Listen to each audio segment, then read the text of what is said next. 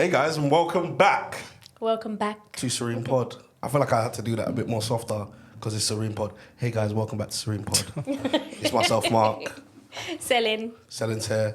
And we have an amazing guest who's returned to continue the conversation because we had an amazing conversation last time and we felt like just talking about his past was not enough. We need to talk about way more.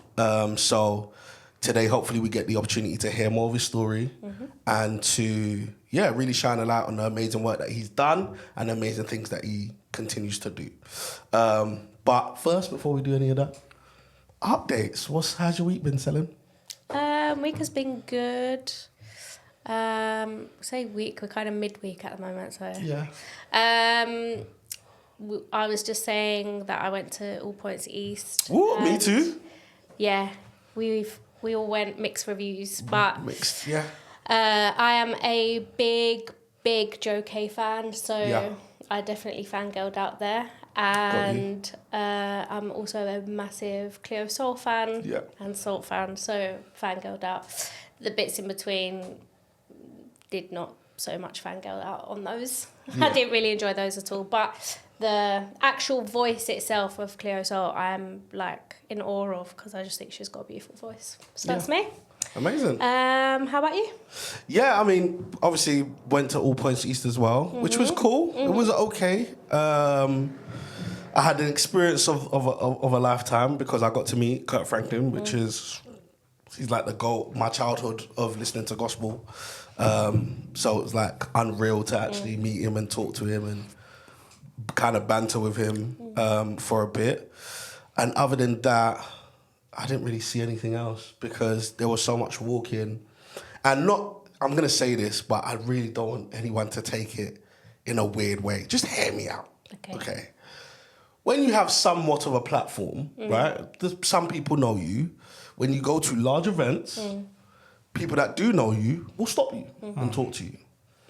Whether you know them or not personally, or whether they've seen you online. That can be, it's fantastic. I love it. I always show love. But that can be intense in those environments where you're just trying to like get to the toilet, but 4 people have stopped you, and then, or 2 people have stopped you because they know who you are, and then 2 other people stop you, don't know who you are, but they're like, oh, you must be someone. Like, someone literally took a picture of me and was like, no, because everybody seems to, you must be someone. Like, do I need to take a picture? And I'm like, I mean, you can decide that yourself. You know, like, that's a crazy thing to ask. Strange. But like, so oftentimes, and other people, they buffer that by bringing, large groups of people with them so that you're too intimidated to stop them. But I literally went there on my own. So I was walking around on my own. There was literally, as I left, I bought a bunch of churros, which weren't perfect, if I'm honest. They weren't great. I agree.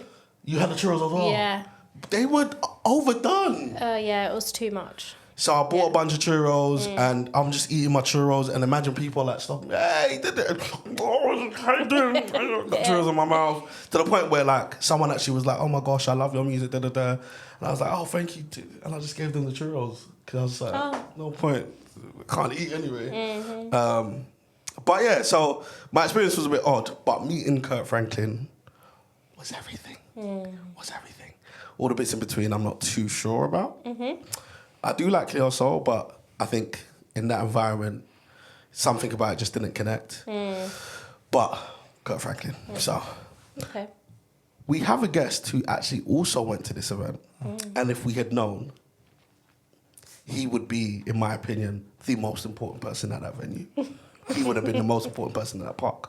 Because, 1, he's been a guest on our pod. And 2, he's just a fantastic person. So once again, can we give a round of applause for our guest, Amani? Welcome back, Amani. Thank you. Hello. Thanks for having me. How was your experience at All Points East? I enjoyed it. I got what I needed to get. There we go. I saw Kurt Franklin. I kind of already knew before we got there I wasn't going to see everyone I wanted to see. So it was Kurt, and then let's go and find a spot for the Salt show. Didn't necessarily fully appreciate the theatre production bit before, in between. But could see a lot of work and effort had been put into what they were trying to do. And I guess my reflection was just, man, I hope they release this after. It gave me like Disney Plus vibes. Like I need to watch this again and really appreciate what you were trying to say. But the set, the costumes, everything, it was just, it looked amazing. Yeah, it looked I just wasn't in the right mindset to take what they were trying to do. One thing I did say that I loved was when they brought out the community groups. Yeah, and as with everything, it's always great to have an opinion on stuff, but ultimately they've done it and they'll learn, and hopefully the next thing is just even better. But it was good. I enjoyed it. Speaking of community groups, obviously, the last time we spoke about potentially your involvement in your community in terms of like the things you were doing with Aviard, and and then obviously what happened to you, and that transition. But we didn't really get to see or to hear about the next part of that story and the next phase. Yeah. So if we go back to then, we spoke about what happened. What was then the next point where you were like, okay, this is the direction I want to go in terms of actual life decisions, choices, career, what was that decision-making point? So for those that don't hear my story and this is the first time, obviously go back and watch. Yes, please go back and watch the first episode. But as a summary, just being an at-risk young person myself and having certain challenges that then meant that, I got kicked out of school, I got groomed to county lines, and I got stabbed, unfortunately, when I was younger. And all of those things have given me, experiences have given me an empathy for young people and wanting to build things as I get older that help them to not go through the same challenges that I've gone through. So when I was 18, I started Aviard as a brand, and we used to do under 18 parties and stuff like that in the ends. And it was something that was positive, but it wasn't necessarily anchored in, like, it was entertainment. So once you've come to one of our events, good luck. See you later kind of thing. And so, as I've got older, I've just, I guess, spent more time listening and being like, actually, what does like systemic change look like? What does like long-term, like being able to change and move the needle for somebody, like what does that look like? And so it started off in 2015, like after I got stabbed, I relaunched Aviard in 2015 as a community interest company. If I remember correctly, that was around the time that there was like a push from government to start doing CICs instead of charities. Like they'd shifted like the legal structure. So you could create this kind of social enterprise type of structure. And if I'm honest, like it took a lot. I was an estate agent, as I remember you were talking about before. You came to my office and stuff, and I was just in a different world, like working with these like high net worth individuals, renting and selling their houses and stuff. And just wasn't thinking about young people until I crossed paths with a young person, and it reminded me what I promised in the ambulance, which was I wanted to live to help steer young people away from darkness. And so kind of plucked up the courage again to relaunch Aviard, and part of that was because I'd been stabbed wearing my Aviard t-shirt, so there was a lot of like mental negative connotations around it, and I always was like, should I change the name? But that's the name that I had, you know. And so I just started to volunteer initially. I remember I started to volunteer with a friend of mine, Luke. He ran this kind of personal development workshop thing in schools. And so I'd go in with him and run a couple of sessions in between my viewings. And just, I guess I love the idea of paying forward some of the concepts that I had learned about goal setting, about habits, about the compound effect, about, just even to a certain extent, the law of attraction, even though I think the law of attraction sometimes gets a little bit of a bad rep or is badly communicated. But giving that to school kids. So that's where it started. And I guess, just evolving my delivery based on being on front line and saying, okay, actually, it would be good if I tried this. It would be good if I tried that. And then, when we launched Aviard, I just went back to what I knew, which was events. And then that's how we collaborated on the Aviard Live showcase series that we did 2015, 2016.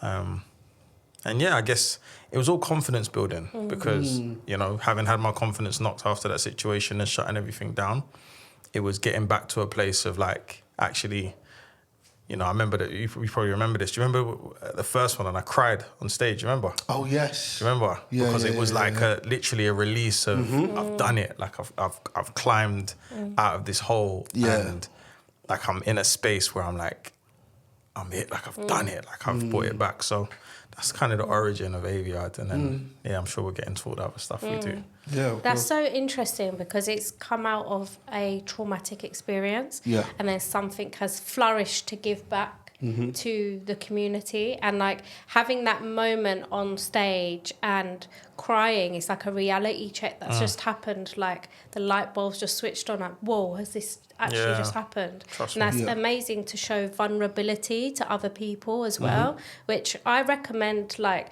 every man that I see that can show vulnerability, I feel like makes them more of a man, you know. And also for young boys to see that, it's not a thing that we're always saying. We understand that you're in survival, but doesn't mean that you don't have emotions in there. You do. We're human. You're going to have emotions. So credit to you for being vulnerable on the stage. Appreciate that. So, I saw just before you got, I saw a vision of that moment. I remember, I think one of the young ladies, she sang "I Don't Want to Miss a Thing" by Aerosmith, and I remember hearing that song, like, and seeing it in this vision, and then when I saw it, it's like seeing your kind of dreams come to life in front of you. And it was just overwhelming, man. And again, as you said, I think it has taken me a while to be vulnerable in that way. But yeah, now I'm here. This is where I am, innit? Like, listen, can't, like, I watch movies now, or even after I see something emotional, like a football team winning, I'm like, I hear that, man. I hear that. You know what I'm saying? Like, I hear that. Yeah, so I totally it like unlocks something. Yeah. Like you unlock it and then you can't lock it back. Yeah.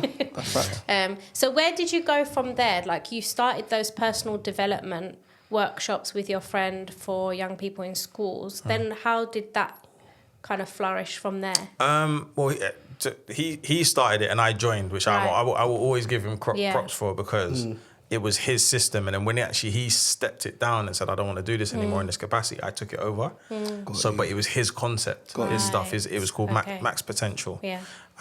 So it kind of took that over under the Aviard kind of brand. And then I guess we just started to do things like, do you remember the NCS? So the NCS had like their programs and stuff, National Citizen Service, and they do like social action projects. And so one of the people that was on the team at the time had done a couple of NCS cohorts. And so she then knew how the system worked.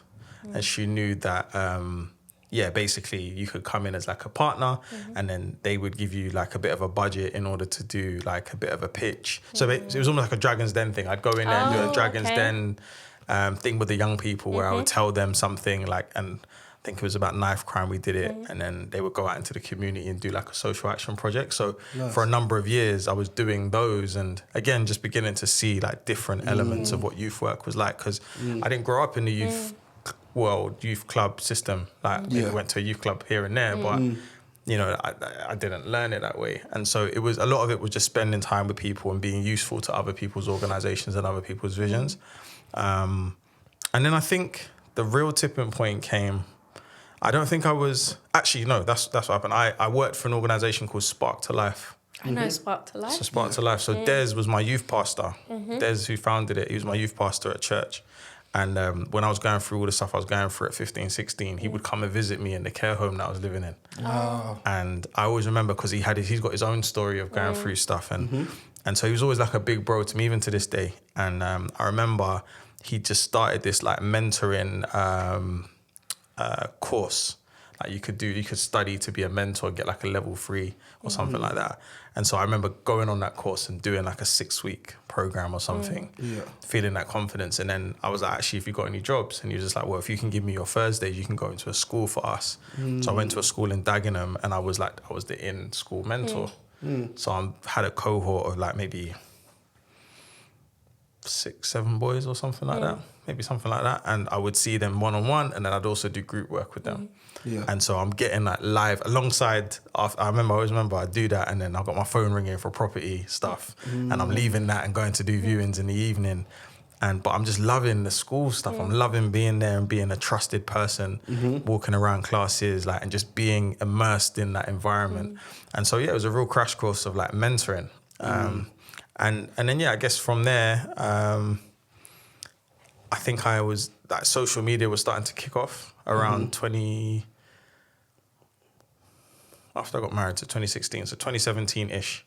I think I was starting to look at actually social media is... Yeah, I remember I was at your wedding. Yeah, you hosted it. Yeah, oh my...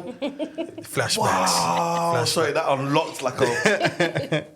Oh, yeah. Yeah, come on, bro. Wow, sorry. Yeah, come on, bro. I hosted. That's insane. Yeah, you I've hosted hosted 2 weddings in my life, and one of them is yours. I appreciate that. That's crazy. And he did a great job. Oh, thank you. Great job. I don't remember. I was younger. I was much younger. You're talking almost 10 years ago, I guess. Yeah, 10 years next year. Wow. Wow. So... That's crazy. Sorry. Do you know, it's funny, I'll send you I've got pictures of you hosting, I'll send it to you. No Yeah, way. I found them the other day. I was looking for someone and yeah. Wow. Wow. But yeah, so that was the season of my life. But after that, like, social media was then, like, it was shifting. I think we'd grown up with, like, MySpace and then Facebook, and then I think Instagram was starting to, like, move in a particular way. Then people were starting to know how to leverage Facebook ads and stuff. And so I remember there's a company called The Wall of Comedy. Yes. That was started and it was started by Javan and Purcell and D, R.I.P. Yeah, I remember being like, I'm gonna go to one of their events in an evening, like networking or them talking about it. And I remember just sitting there going, this is a different world. It's a different world, like, of just like how is like content being used, but just being so like intrigued. And then I went there and I met someone that I had a connection with in a previous life, like when I used to do music management. And then he was like, come, let's do lunch. And I took him out to lunch. He used to work at their offices. And then as we were walking back upstairs, I've walked back in at the same time as Javan Wade, like, and Percy Purcell Ascot. And we're walking up the stairs and he's talking to them. And then they're like, I saw you in the office before. Like, what are you saying, bro? Like, you good? I'm like, yeah, man, what are you saying? Like, obviously I know who you man are, but like, I'm not trying to do the fanboy stuff. Yeah. Also, they're a bit younger than me as well, so there's also a little bit of like I'm impressed with what you do, but I'm not trying to do I'm not trying to big bro you either. So anyway, we've gone upstairs, and I remember Jay was like, what did he say? I think I'd seen some of their motivational content and what I had been doing, which will lead me into what I'm doing now. Like, around the time Aviard shut down, I'd started like this online blog called I Am Aviard.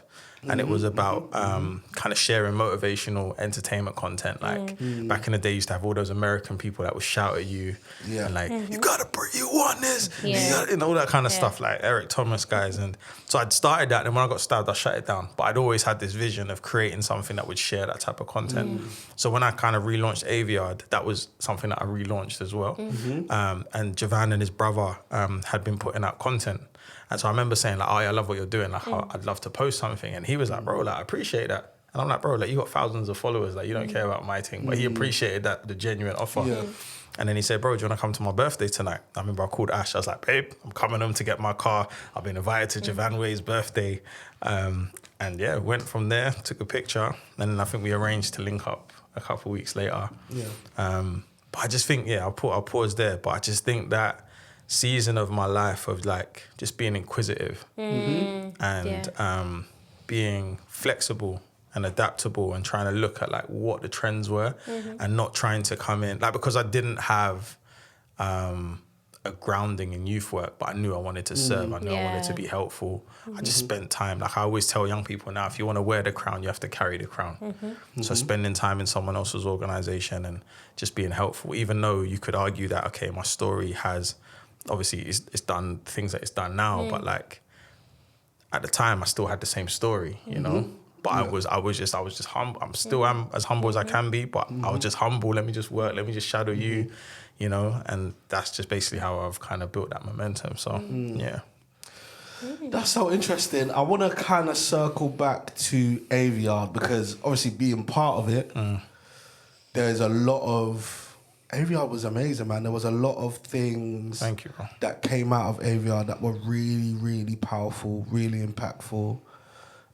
two things in particular. Not two things, but there was quite a lot of like young people that are still doing well now. Like D Ridge. Yeah, D Ridge. D Original. You know how proud I am. Like, listen. Who's doing so good. Bro. I was very much a part of Aviard. But there was one thing in particular that we did that I'll never forget, you know, because of now kind of how significant and the meaning it has now that he has passed. Having Cadet come down and speak to the young people and kind of perform a cappella sitting on the table, like not even like, you know, needing anything and, you know, just kind of giving us his time and rapping and talking, etc. And that, you know, then him passing a couple of years later was a lot. And so how was that interaction? How did the Cadet thing come about? And why was he important to bring to that environment? That's a great question. So if I remember correctly, Andre, who was my business partner, Big up Andre. big up Andre, my brother. I've known since college, and we've had different iterations of working on projects together. In fact, you must know Andre. I was gonna say, is it the one I know? But yeah. Yeah. Okay. Oh, I swear. Andre, It's cool. because of you, Andre managed me for a period of time. Oh, did he? Andre's been with me to Romania. Is it? Me and Andre have done bare I stuff. didn't even realise that. We didn't even know that, by the way. That's crazy. Oh, crazy, yeah. Me and Andre, That's we were crazy. very close for years. Big up North Andre. London. Big up North exactly. London. It's made us. World, yeah. But yeah, he's been business partner, silent partner, friend. He was one of my groomsmen. He's one of my guys. Anyway, Andre obviously works within the industry, and new Cadet's manager, and so because Aviard Live was kind of within his world of like music and bringing certain guests in. I remember Cadet was doing his thing and like lots of freestyles and just things that were just very groundbreaking in the sense of how he delivered them and what he was saying. And then, I think he was just like, we can get Cadet to come down to one of our workshops, because Aviard Live was very much about the mentoring process that we took young people through. I think a lot of the talent showcases, maybe it was part of that, but we really zoned in on, let's get you mentors, like really building on like The Voice and the Britain's Got Talent style thing of, if we're going to prepare you to go for this talent showcase where you're going to win, I think it was 150, 250 pound or something like that. Like, let's prepare you because you're a young person. Let's help build your confidence. Let's teach you about stage presence and stuff. And so bringing him there, I think part of it was just about like teaching them delivery of content and like, how do you just get your bars? Like, how do you deliver it in a way that's just like, and he like, just to this day, I think I saw the video the other day. It's just such a special moment. Just a special moment of him. Just, I can't remember what one of his freestyles it was, but it was just, man. R.I.P. Cadet anyway. R.I.P. You know, he was super impactful from a music perspective. Just in terms of the things that he was saying, the honesty he brought, the truth that he brought. I feel like that's something you glossed over in terms of music. Because at some point, you were managing. You were like actually music managing. Yeah. What was that period of time like? Or why did you stop? Because I always used to think like, Amani would be a fire manager. Why did that stop? Why did it stop? I didn't have the temperament to manage people. I think music is a very unique thing, and you need to work with, you need to work with artists that you are all the way aligned with. And I think the situation I was in, with my friends at the time and the person that we were managing, it just didn't necessarily align. Super talented person, like I really wanted to see them succeed, but it wasn't right. There was too many times where I just feel like, at the time, it felt like we were underappreciated in terms of what we were trying to do.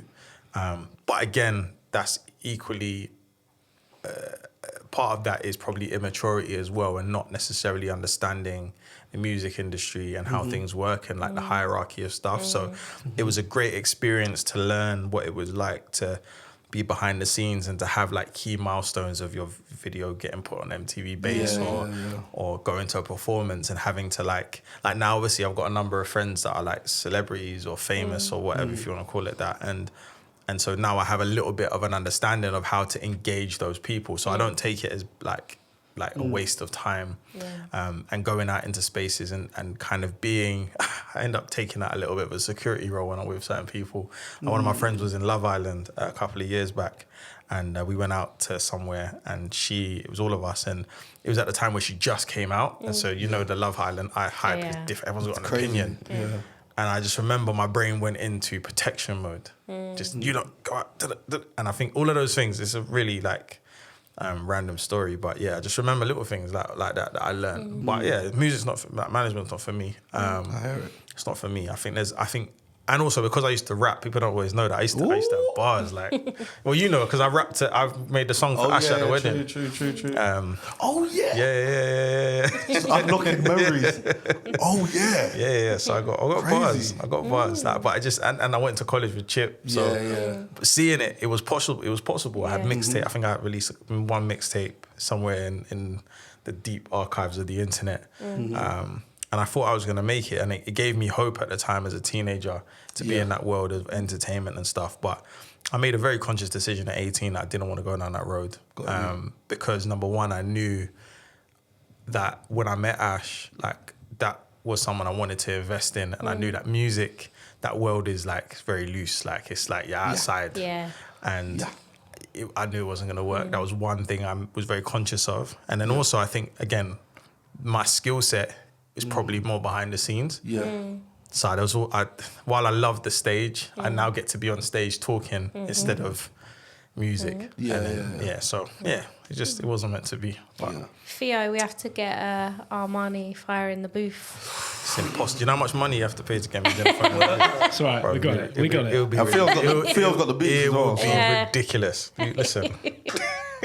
But you know what's really interesting, because even as you're talking and unlocking memories in my head, there's certain milestones for me or moments in my life where I'm like in a situation where you are heavily involved. So I'll go to another one, and it's weird because the things surrounding these things I don't know much of the story about. So the next now kind of iteration of Amani that I saw was we were in like colleges and stuff with composers. Oh yeah.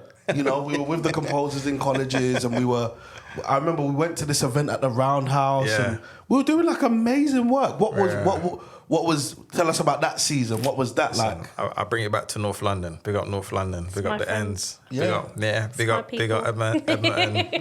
Big up the ends. Like, do you know what I'm saying? Because I think it's about building relationships, and it's being one step removed from people that are equally pioneering and doing stuff and having good relationships. And so, obviously knowing their manager from primary school. And then again, him going, the boys going to you guys' school, and then being in a position where it's like, again, like the underlying thing is that none of this is about ego, right? None of it is about me. Like, it's not, like, it's genuinely, I'm proud of what they were trying to do, what they are doing. And I have connections that enable someone to get a free ball.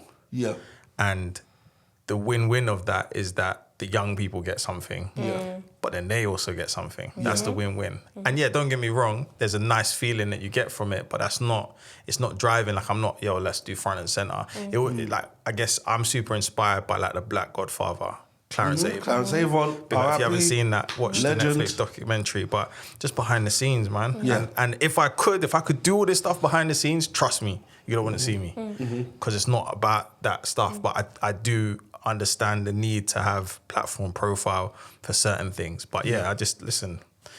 People know the conversations we've had. They know the conversations. It doesn't have to be public. And you know what I've always tried to do is just try to live a life of purpose and love, and that's it, man. That's just who I am. So I love that, because I feel like majority of the roles that people do working with young people is behind the scenes. And no one sees actually what you're doing till someone meets a young person. They're like, oh, they've changed. Oh, they've grown. But it's because of the people behind the scenes that influence these young people 100%. are the ones that we are the ones that are doing the work and true. helping them and just guiding them and supporting them on their journey. 100%. So I love the fact that you don't have that ego in place and you are behind the scenes. So I feel like if there is somebody, a professional that is in the position that is trying to do it behind the scenes but has ego, it doesn't work. No. It can't. It can't exist in the same Of course space. not. But then on the flip side of that, and building on that, like you've also got those that are in the forefront and you can see ego, but they've got platform. And that really bugs me. But listen, we're all humans. And everyone has different moments of realization. Even though I talk about not having ego now, I would say like when my film came out, which I know we're going to get to, there was a process of having to like be like, oh my days, like this isn't about you. And a process of like this is a blessing, this is a platform that you have to use responsibly. And there was a journey of healing, and I think lockdown did that for me. So if I get into that story, But because this was another iteration of Armani. Because at some point you were like, oh, come down to some place in Edmonton. And I came down and there was like a trailer on the street and there was bare people and there was lights. And I'm like, what on a movie set? And I go inside this house and I see you and you're still just being Armani. Yeah, how you doing, bro? And I see Javan and I see Jordan Rian. And I'm literally like, is this guy shooting a movie? What is happening? So talk to us about that season. So back to the story with Javan. So when I met Jay, like I met him just before he went to go and do his first Hollywood film, The First Purge. I didn't really know him. A lot of people don't always know that story, but I didn't know him. Like I remember I met him and the interaction was we linked in his office, and I remember I was nervous to meet him. It was like kind of like one of the first famous people I'd sat down and spoken to. And I remember like obviously like I got my face, so I remember like saying something like, oh yeah, God willing. And he said, yeah man, amen. And I remember being like, oh. He gets it. And he's like, yeah, like I go to church, my family. And there was a connection there. And so, and then he was going, and I think I said, oh, I'd love to capture your story. At the time I was doing like little documentary or little clips and stuff. And he was like, all right, cool bro, let's go. Like the window was literally just there. So he then brought me to meet his whole family, his mom, his brothers, really quickly. Like I was in the family. Like even now, that's auntie. Like I saw her last week and the brothers and stuff. And so I met him. And then when he went to Hollywood, again, like I'm spending time talking to him. No, sorry, he's away and I'm thinking, he's busy. I'm not going to hear from him. And then we'd FaceTime and he's like in character with his American accent. I was like, right, like. And I'm thinking, okay, again, I don't have a connection with you. But when he came back, he was like, yo, let's go for breakfast. And we were talking about stories that he wanted to tell. He wanted to tell a story about someone kind of battling their faith. And, you know, if I knew anyone, let me know. And I remember like the lights shining. And I was like, yeah, I kind of got a story, you know. And I told him, and then he like, Javan does this thing where he's like listening and looking at you. And he goes, yeah, that's cold. He goes, all right, just write down what happened and then I'll let you know. And I'm thinking, that's it, you know, it's in there. Ain't gonna happen. But I wrote down the beat, sent it to him. And then, about 2-3 weeks later, he called me into the office and like recited essentially the early version of the spoken word in the film. And I remember tears. I think maybe both eyes, but definitely one eye, there was the eye water, trust me. I was just like, I was like, oh my days, like you get it. But then it was the process of building this thing, like, and they went and did Shiro's story in between. I remember Amani, I remember being there when Javan was talking about it with Percy and Ratman had emailed them, and I'd actually heard Shiro's story before it came out. Wow. Not before it came out, I'd heard it on Ratman's mixtape, and I was like, that's cold. And so when he told me, I was like, bro, like this is a sick idea. So it was nice to see them kind of bring that to life, but equally, I'm still battling the idea of like, are you gonna make this film? It's gonna happen. And then he got the role to play Cyborg in Doom Patrol, the DC Comics show, which is massive. And And he's like, yeah, I'm going to the States. I'm done. Like, I've got this thing. And I remember Percy being like, bro, if we don't do this now, because it kept getting kicked down the road. He's like, if we don't do this now, it's not going to happen.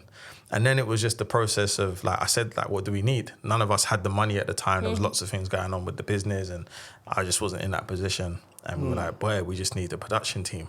And I think that's a podcast in itself. Like, but in summary, like, we just were blessed with so many different people. I always have to big up Richard Katar from Little Drops Production, who basically directed it and then had his production team around it and believed so much in the vision that essentially fronted the costs for about 6 to 8 months. Wow. And don't get me wrong, I know that it was headache for him at the time because we were crowdfunding the money. And so it wasn't an ideal situation. It's not how I like to do business. And I know at the time it would have ruffled feathers of people that were around him. But yeah, by God's grace, like, we were able to come through that and obviously the impact of the film. But yeah, like, it was definitely a time of winging it and like just trying a thing, like just being like, we don't know what we're doing. In terms of fundraising, obviously they'd made films before, but I was out grinding. I was on the news. I was doing church barbecues. I was anything that I could just speak to an audience. But then on the other side of that, it was super vulnerable. It was super vulnerable going and sharing my story, and then at the end of it kind of saying, but guys, if you want to support my crowdfund and someone like giving you like £20 in a room full of 100 people. And again, grateful, but you're thinking that I'm killing this. Like, this is gonna yield crazy results. And in the end, again, by God's grace, like, we raised 23 grand. 23 grand we raised. Some of it was like family and friends, because I did a crowdfund for Aviard Live. I remember that was my first crowdfund to the family, that everyone got behind it and we raised money. And then with the film, most of it was from the community and the family and stuff. But then I met Lord Hastings. Yeah, big up Lord Uncle Hastings, Mike. my uncle. Uncle Mike, man. So Uncle Mike is like, he's a Lord, and he's just an amazing example of servant leadership and just loving on people. Does a lot of work in prisons and stuff like that. But anyway, one of my brothers took me to his house for a breakfast, and he heard a bit about my story and said, hey, you should just introduce yourself. And I introduced myself to a room with these like brothers from different backgrounds, and people were just like, oh my days, bro, we're gonna support your film, we're gonna support it. And then after he sat me down, he's like, how much do you need? I was like, I need 7 grand. I don't know where I'm gonna get 7 grand from. And he said, all right, cool, what are you doing on Wednesday? I was like, nothing. He's like, come to breakfast with me. I met him for breakfast. He took me to this law firm called Hogan Lovells, big law firm, and sitting down with the head of their pro bono team, told them my story. She was like, how much do you need? I said, 7K. She said, okay, cool, I'll send that to you. I was just like, wow, crazy. I was just like, what? And yeah, we were able to finish the film. And I think that was the morning of the premiere. So we'd shot the movie, like the film had been shot, edited, everything. I'd gone to Atlanta and done some stuff with Javan out there to finish it. There's so many stories around that time. But I think ultimately it was just a blessing to tell my story in a way that would ultimately go on to have an impact where, you know, 1 million people would watch it in 4 days, and it's had over 4.1 million views now online, which are organic. It's not algorithm. It's not it still blows my mind, man. It still blows my mind, like the power of people just supporting the story and resonating, and still blows my mind. Amazing. wow, Yeah. wow. Yeah. So, where is Armani now? What is Armani doing now? What does this, because like I said, I saw so many different iterations. Yeah. What does this iteration of Armani look like? So the 2 things I'll focus on, or 3 things I'll focus on really quickly is films. So social action films, still films that will, you know, start conversations, learning from the Armani film itself, and just the idea of going and mobilizing a movie into the community and seeing like active conversations happen around that, and people using it, and lives being transformed, and so many stories of young people saying that movie took me on a different path. Like, that's a blessing, absolute blessing. So I've made another film since then. I was commissioned by Enfield Council to make a movie called Save Me, which is like a social action or social impact safeguarding, like child criminal exploitation type movie, which is deep, but has hope embedded into it. So really proud of that because that's my writer-director debut. And so, again, lockdown enabled me to have the time, the capacity, the confidence to be built to do it. So that's one string to my bow.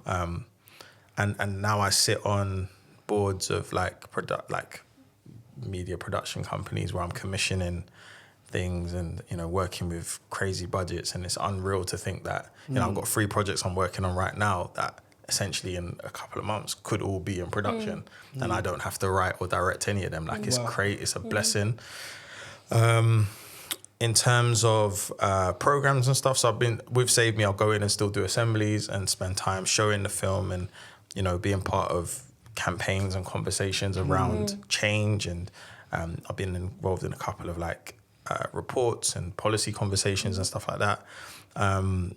But basically off the back of that relationship I built with Hogan Lovells, and then lockdown, basically Lord Hastings, again, guardian angel, introduced me to Goldman Sachs.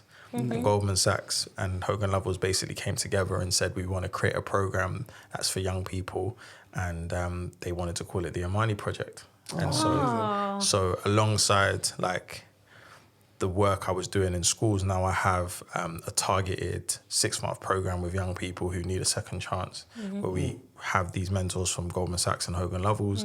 We'll buy them a suit, we'll give them laptops, we'll kind of just give them life skills and empowerment, which just, gives me so much joy to be the patron of that. Like just paying forward, like someone did something like that for me when I was 16 and took me on a journey of personal development and being able to create the space for that now, it's unreal. Like we're in the middle of a program now and I just, listen, every graduation, I know we've spoken about tears a lot, but every graduation, like I'm just like, man, this is powerful, man. I feel so humbled. And then finally, I'm getting into tech. Oh, nice. So I'm doing tech next. So we got some money last year from the Mayor of London to pilot an app that I've been developing for the last 5 years or so. So inspired by the idea of that kind of blog of sharing positive content, but putting it in an app format and really just co-designing it with young people and looking at the needs of young people, which is, look, you know, I have got hope, I do want to do so, well, I have got ambition, but I don't know how to break down my day-to-day steps in order to get there. So how do we create an app that does that? And then also, how do we introduce role models and opportunities to them? And then for those that work with young people, like many of us in the room, how can I be part of that young person's journey and, you know, have something that the young person innately wants to use, but also ties into the stuff that we want to do. So, excited from September to start fundraising and to, just do something that shifts the culture. And I just feel like it's a time where, something beautiful can happen for this generation. And I've been blessed to have a platform that enables me to be at the forefront of that. But it's about collaboration. It's not just me. There's many people that I love and respect in this space doing great things. And I'm going to stay in my lane and do my thing. So. Wow, that's inspirational. Yeah, that honestly, sounds like a whole 360. You know, from like fundraising yourself and like getting £20, someone donated £20 for you to actually have the funds now and you deciding, right, this is what we're doing with this is what we're doing with this. Like, it's a whole 360 journey, which is great because you're giving back. And that's what it's all about, our next generation. I call it paying forward. I pay it forward. Like, I wouldn't be here if it wasn't for other people. So, That's amazing, honestly. And I thank you for coming again, obviously, and sharing more of your story. Obviously, we usually have takeaways, but before we get into takeaways, actually, is there anything you want to say to a young person who is just like Armani when he was living at the care home, or Armani when he was doing county lands, or Armani when he was a young person in that position? Is there anything that you would want them to know? Oh, that's a good question. Man, there's so many cliche things you can say to young people. Listen, pain is real. Pain is real, darkness is real. And you're entitled to feel like how you feel. But ultimately, the direction of anyone's life is decided by them.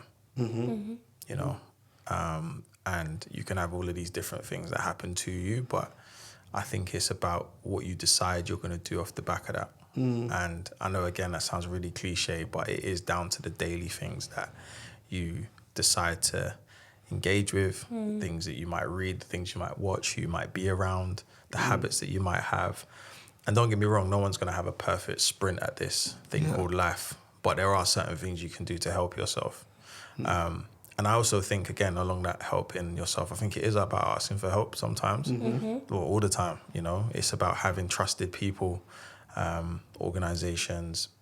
You know, sometimes it's not even your own family. It might be someone else's mum or someone's older brother that you trust, that you know is a safe person, and just saying, you know, I don't know what to do, man. I don't know, but I want help. I think that's what I would always say to a young person. And then, do you know what I would say practically off the back of that? Like, create a vision board.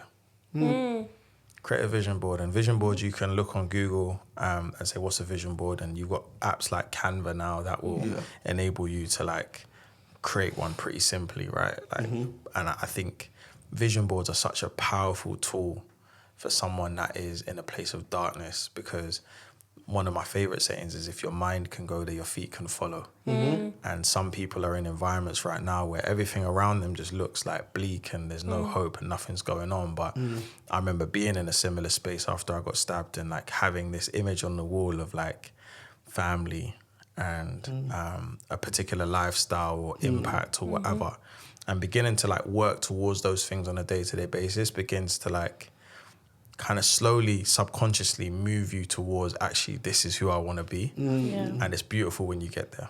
And I think, you know, again, it sounds great on this side of the table, and there's a lot of minutes and hours in between Amani now and Amani back then. But I would say that's a good starting point. I've got one more question. That's good, bro. Amani back then, you said you had like family on the board, and whatever, or you know, on your vision board. So Amani now, the father, what do you think Amani back then would think about Amani now, who's married, who's a father, especially in that aspect, you know, the family man Amani? Yeah. What do you think Amani back then would think about you now, and what you've become and achieved? Such a therapy question. I was thinking That's that, such like, a are we fair- going there now? That's a fair. Okay, come on. I've been learning from selling. It's great though. No, it's good. I've had to acknowledge young Amani and all this, like, because again, as when you're dealing with ego, like, part of the stuff that I was battling with was childhood stuff, and if you don't deal with that and acknowledge it, then it's gonna just come with you into adulthood. So but it's a great question. Young Amani is definitely proud of me, 100%, and you know, this is who I've always wanted to be. This is like my authentic skin. This is me, do you know what I'm saying? And so, like, I'm looking, you know, that kind of magical time machine that allows you to go back, and, you know, people ask, like, what would you say to your younger self? I'm just like, bro, like, it works out, you know. It works out, you know. It's all right, you know, bro, you're good. Like, you're going to have love. You're going to feel happy. Like, you're going to have this little girl that just, like, just wants you for who you are. Like, you're gonna have a great set of friends that don't snake you. That, you know, your relationship with your parents are gonna improve. You're gonna find purpose, and you're gonna have an impact. And you know, I know that what you're going through right now feels like this is it, but I'm telling you, bro, like it's not. And then I would tell him to invest in Apple and invest in Tesla and and all of the above, right? TikTok. That's all of what, them because last We week spoke about this last we week. spoke about this, We did. Listen, and I said invest in Bitcoin. come on, bro. Listen, I'm giving him some gems. I'm gonna tell you, all kind of stuff. But I say that in jest to say, listen, I'm very proud of myself. I acknowledge it. I acknowledge the journey that I've been on, and I acknowledge. I acknowledge that it's been a blessing, but it's not over yet. And what I appreciate about this part 2 is this is the bit I don't always get to talk about, which is why I was really open and really up for coming back, because, again, the first half of my life can usually be the stuff that becomes clickbait or the same narrative. But, lockdown enabled me to see that that's not my whole story. That's like one little chapter. And so I appreciate you guys giving me the opportunity to come and talk about the stuff that I love talking about, which is, what did you do off the back of that? You know, so thank you. Amazing. Selling takeaways.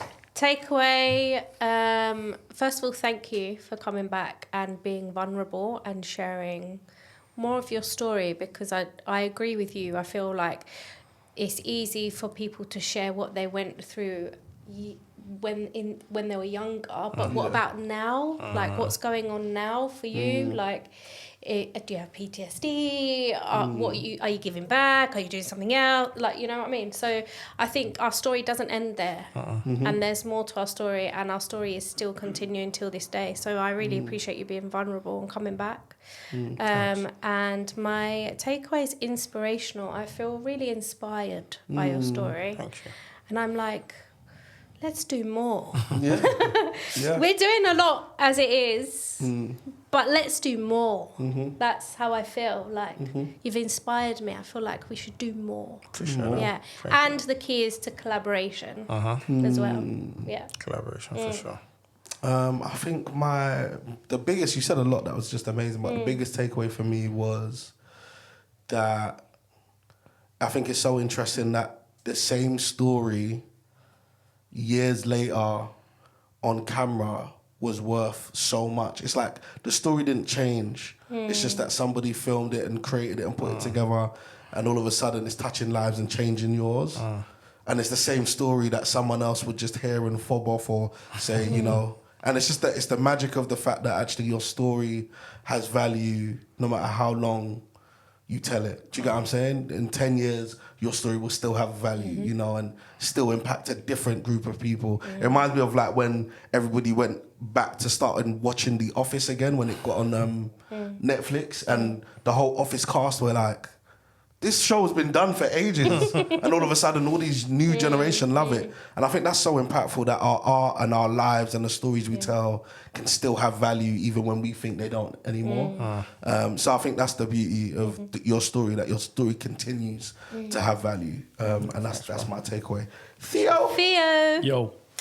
Mine would be when you were speaking about ego and platform.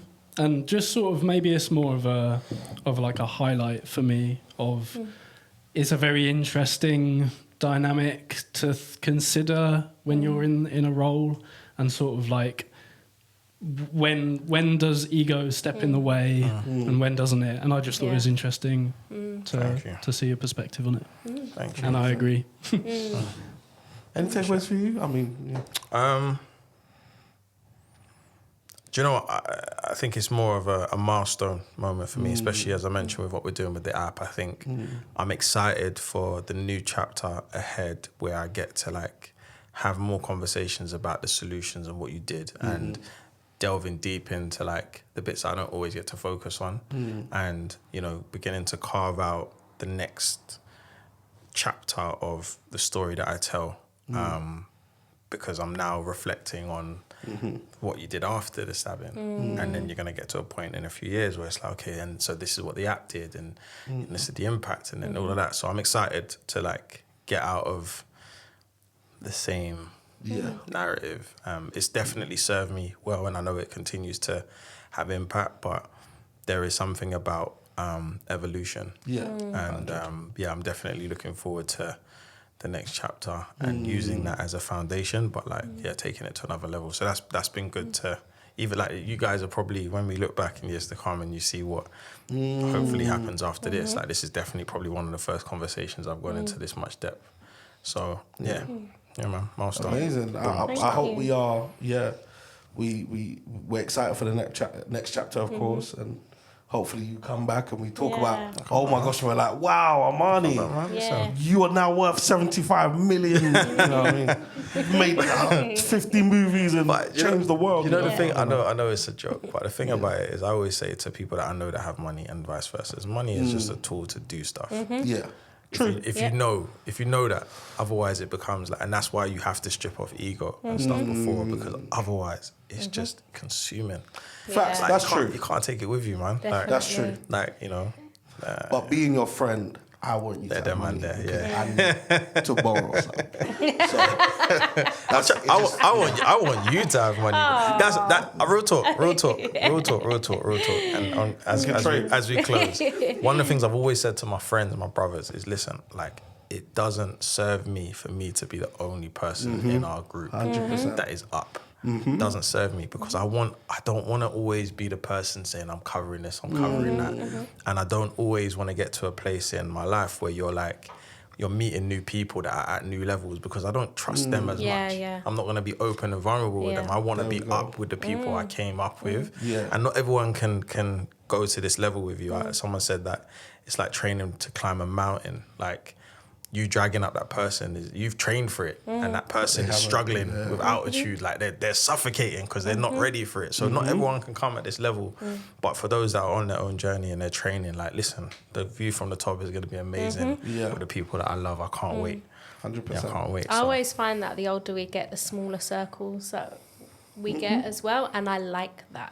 Yeah. Because it's like, that's my village, that's my crew, and we're all going up together. Yeah. But yeah, amazing episode. And I guess we'll see everybody again next week. Yeah. Or soon. Till next time. Till next time. Next Till time next is time. great.